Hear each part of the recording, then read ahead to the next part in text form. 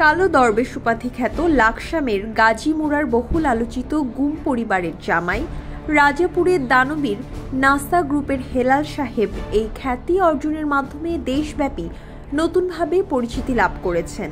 উল্লেখ্য, নজরুল ইসলাম মজুমদারের বিরুদ্ধে প্রতারণা, জোর করে এবং মালিককে গুম করে গুলশানের একটি বাড়ি হাতিয়ে নেওয়ার মামলায় রিভিউ আবেদন মঞ্জুর করেছেন সুপ্রিম কোর্টের আপিল বিভাগ।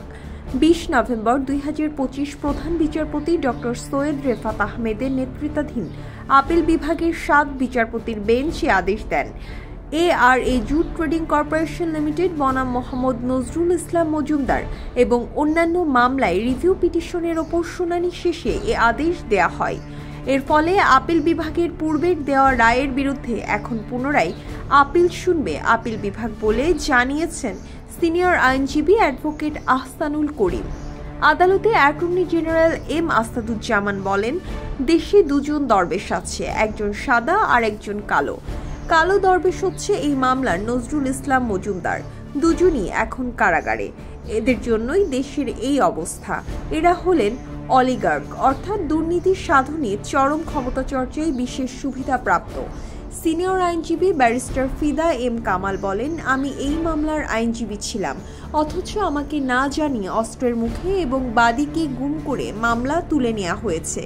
সিনিয়র কৌশলী অ্যাডভোকেট আহসানুল করিম বলেন, ফিদা এম কামাল যে অভিযোগ করেছেন এটাই সত্য, এরপর আর কোনো অভিযোগ লাগে না। পিটিশনারকে আয়নাঘরে নিয়ে অস্ত্রের মুখে মামলা প্রত্যাহার করা হয়েছে। অপমানে এবং ভয়ে তিনি দেশ ছাড়তে বাধ্য হয়েছেন। প্রসঙ্গত, নাসা গ্রুপের চেয়ারম্যান নজরুল ইসলাম মজুমদারের বিরুদ্ধে প্রতারণা ও জোর করে গুলশানের একটি বাড়ি দখলের অভিযোগ উঠে। রাজধানীর বনানীর বাসিন্দা আনোয়ারুল কবির খান গুম সংক্রান্ত তদন্ত কমিশনে দেয়া অভিযোগে এ দাবি করেন। অভিযোগে আনোয়ারুল কবির খান জানান, তিনি ARA জুট ট্রেডিং কর্পোরেশন লিমিটেডের ব্যবস্থাপনা পরিচালক MD। তার বাবা অগ্রণী ব্যাংক নারায়ণগঞ্জ শাখা থেকে ব্যবসায়িক ঋণ নিয়েছিলেন।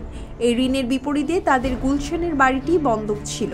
পরে ব্যাংক ঋণটি খেলাপি হয়ে যায়। এর মধ্যেই বন্ধকি সম্পত্তির উপর নাসা গ্রুপের চেয়ারম্যান নজরুল ইসলাম মজুমদারের দৃষ্টি পড়ে।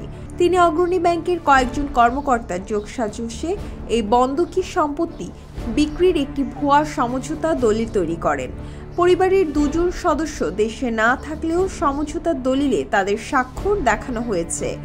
উল্লেখ্য, লাকসাম বাজারে সংখ্যালঘুদের ও রাজাপুরের প্রতিবেশীদের অনেক জায়গা জোর জবস্তির মাধ্যমে হাতে নেওয়ার অভিযোগ রয়েছে একসময়ের জাকাতে শাড়ি লুঙ্গির দানবীয় খ্যাত এই শিল্পপতির বিরুদ্ধে।